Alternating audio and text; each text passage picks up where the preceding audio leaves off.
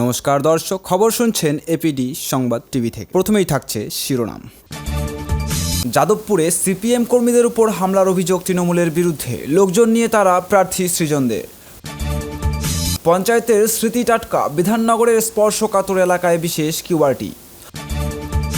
ভোটে আসতে পারে বহিরাগতেরা, ঠেকাতে পারবে লালবাজার।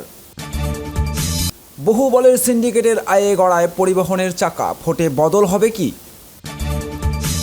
দিনের টার্গেট 20,000 জনকে দলে টানা, বিধি ভেঙে সমাজ মাধ্যমে প্রচার আটকাবে কে? কলকাতার ভোট বৈতরণী পার করতে এলেন রাজ্য পুলিশের 4,000 কর্মী।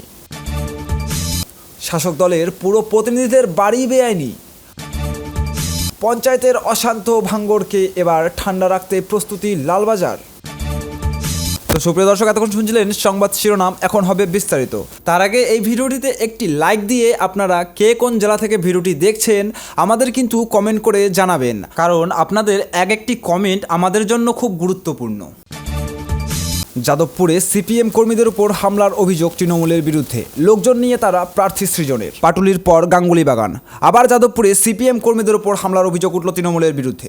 শাসক দল যদিও অভিযোগ অস্বীকার করেছে, সিপিএমের দাবি তৃণমূলের আক্রমণে তাদের 3 কর্মী আহত হয়েছেন, তারা প্রত্যেকেই প্রবীণ।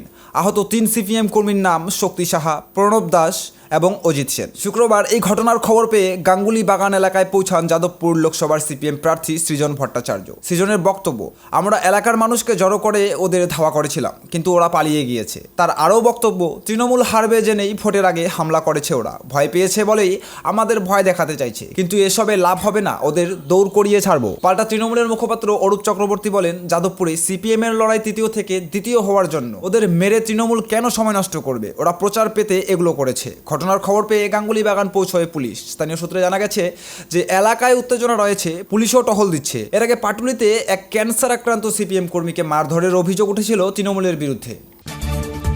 পঞ্চায়েতের স্মৃতি টাটকা, বিধাননগরের স্পর্শকাতর এলাকায় বিশেষ কিউআরটি।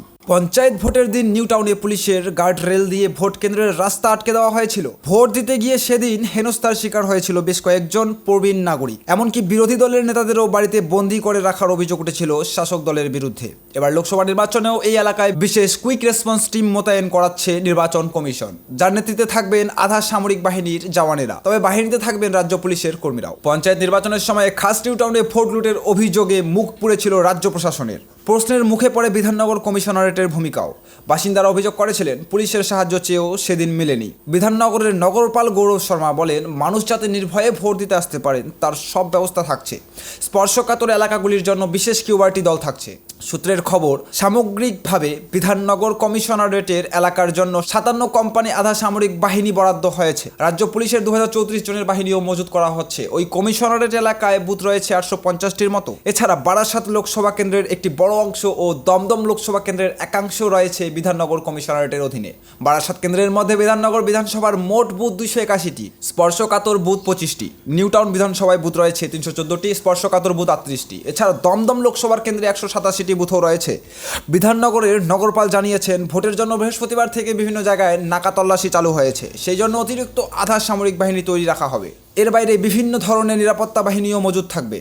সল্টলেক বা নিউ টাউন আপাতত নিরীহ অঞ্চল হলেও কোনো কোনো এলাকায় অতীতে বিভিন্ন নির্বাচনে গোলামাল, বোমা পড়া, বাইক চালানো, ইভিএম ভেঙে ভোট বানাচাল করার মতো ঘটনা ঘটেছে। গত পঞ্চায়েত ভোটে রাজারহাটেই ঘটেছে তেমন ঘটনা। ওইসব এলাকায় ধরে ধরে বিশেষ কিউআরটি বাহিনী তৈরি রাখা হবে, যাতে যে কোনো সমস্যায় দ্রুত ব্যবস্থা নেওয়া যায়। নিউ টাউনের ব্লক এলাকাগুলি মহিষপাথান, পাথরঘাটা বা সল্টলেকের করুণাময়ী, দত্তাবাদ, লেক টাউনের কাছে দক্ষিণদারি, বাঙুরে বিশেষ কিউআরটি দলকে সক্রিয় রাখা হবে। ইতিমধ্যে বিধাননগর কমিশনারেটের এলাকায় টহলদারি শুরু করেছে আধা সামরিক বাহিনী। ভোটে আসতে পারে বহিরাগতরা, ঠেকাতে পারবে লালবাজার। কলকাতার ভোটে বহিরাগত দাদা ও তাদের বাহিনীর দাপটের অভিযোগ উঠেছে বারবার। বাইরে থেকে লোকজন নিয়ে এসে ঝামেলা পাকানো, বিরোধীদের মারধর করা বা ভোটারদের বাধা দেওয়া, বিভিন্ন সময়ে এই জাতীয় অভিযোগ উঠেছে নির্বাচনে। এবার শহরতলির অধিকাংশ জেলাতেই ডেট পর্ব মিটে গিয়েছে, ফলে শেষ দফায় কলকাতার ভোটে পার্শ্ববর্তী জেলাগুলি থেকে বহু বলি দাদারা এবারও শহরে ঢুকতে পারে বলে আশঙ্কা জোরালো হচ্ছে। এই বহিরাগত গুন্ডাদের দাপটে ভোটের শান্তি বিঘ্নিত হওয়ার আশঙ্কাও করেছেন অনেকে। কলকাতা পুলিশ যদিও বহিরাগতদের আটকাতে ব্যবস্থা নেওয়ার আশ্বাস দিচ্ছে।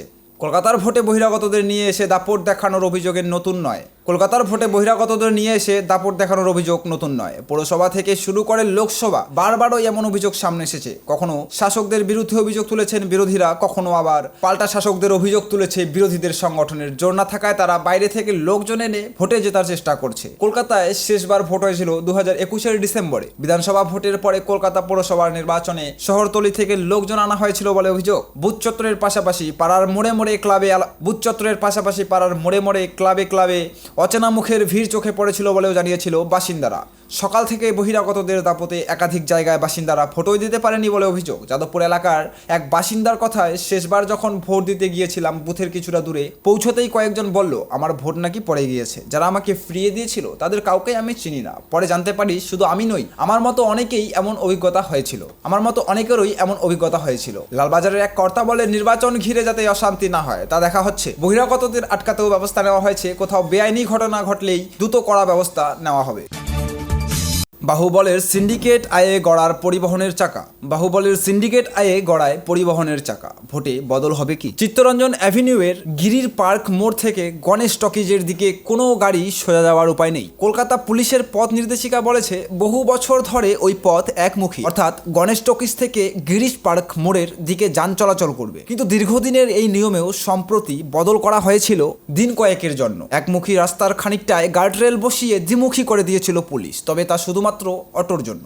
অটোর প্রভাব বোঝাতে এই উদাহরণ টেনে কাকুরগাছি গিরিশ পার্ক রুটের এক অটো চালক বলেন, যে পথে যেতাম সেখানে রাস্তায় কাজ হচ্ছিল, আমরা বেশি ঘুরবো কেন? যে দাদা দিদিদের প্রণামীর খাম পাঠিয়ে খুশি রাখি আমরা, তারাই পুলিশকে বলে ওই বদল ঘটান। প্রণামী খাম। অটো চালকের মন্তব্য, দাদা দিদিদের প্রতি মাসে খামে ভালোবাসা পাঠাই, তার জোরেই সব হয়। এই জোর দেখা গিয়েছিল বেশ কিছুদিন আগে গড়িয়া মোড়ের 5 নম্বর বাস স্ট্যান্ড সংলগ্ন এলাকায়। সেদিন সকাল সকাল রণক্ষেত্র হয়ে ওঠে ওই চত্বর। ভাঙচুরে ক্ষতি হয় 60টি অটোর। কিছুক্ষণের মধ্যেই একদল লোক সেখানে ঢুকে ফুটপাতের দোকান ও ভিতরের সব জিনিস ভাঙতে শুরু করেন। তাণ্ডবের জেরে কয়েক ঘন্টা বন্ধ থাকে রাজা এসসি মল্লিক রোড। আহতদের হাসপাতালে পাঠিয়ে তার কয়েকজনকে গ্রেফতার করে পরিস্থিতি সামলায় পুলিশ। জানা যায়, একটি রাজনৈতিক দলের সৌধের সামনে হকারকে বসতে না দেওয়া নিয়ে গোলমাল শুরু হলেও তা গড়ায় হকার সিন্ডিকেট বনাম অটো সিন্ডিকেটের লড়াইয়ে। যাদবপুরের এক অটো চালক বলেন, শহর এবং শহরতলির অটোর রুট নথিভুক্ত আছে, চাইলে নতুন অটো নামানো যায় না, কারণ রুট পিছু কত অটো চলছে বা থাকতে পারে সেই সংখ্যা তালিকাবদ্ধ থাকে।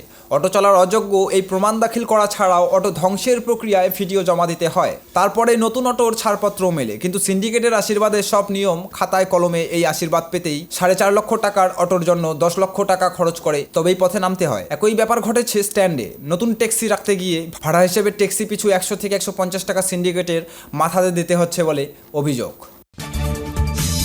পঞ্চায়েতে অশান্ত ভাঙড়কে এবার ঠান্ডা রাখতে প্রস্তুতি লালবাজারের। বছরখানেক আগে পঞ্চায়েত ভোটের সময় উত্তপ্ত হয়ে উঠেছিল ভাঙড়ের বিভিন্ন এলাকা। রাজনৈতিক সংঘর্ষের জেরে মৃত্যু হয়েছিল 5 জনের। আবার একটি ভোট দোরগোড়ায়। তার আগে বুধবার রাতে দফায় দফায় তৃণমূল এবং আইএসএফ এর মধ্যে ছোটখাটো সংঘর্ষের ঘটনা ঘটেছে ভাঙড়ে। তারপরেই প্রশ্ন উঠতে শুরু করেছে, কাল শনিবার ভোটের দিন কি শান্ত থাকবে ওই এলাকার পরিবেশ? উল্লেখ্য, রাজ্য পুলিশ থেকে কলকাতা পুলিশের হাতে গিয়েছে ভাঙড়ের দায়িত্ব।